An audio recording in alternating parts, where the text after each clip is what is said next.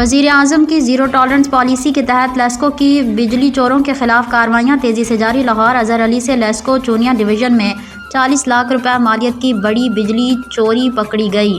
ترجمان لیسکو 1 لاکھ سے زائد یونٹس کا ڈیڈکشن بل جاری۔ ایس ای قصور کی ہدایات پر چونیا ڈویژن میں soft where security breach case کی بنیاد پر لیسکو اینٹی تھیفٹ ٹیم کی کارروائی۔ مرکزی ملزم اور اس کا بھائی گرفتار۔ لیسکو ٹیم نے موقع سے نیا AMI میٹر اور ٹرانسفارمر قبضے میں لے لیا۔ ملزمان کے خلاف FIR درج، مزید قانونی کارروائی جاری۔ بجلی چور ملک اور قوم کے دشمن ہیں، ان سے کسی قسم کی رعایت نہیں برتی جائے گی۔ Engineer Muhammad Ramzan but. LESCO پرعزم ہے کہ بجلی چوروں کے خلاف بلا امتیاز کارروائیاں اسی طرح جاری رہیں گی۔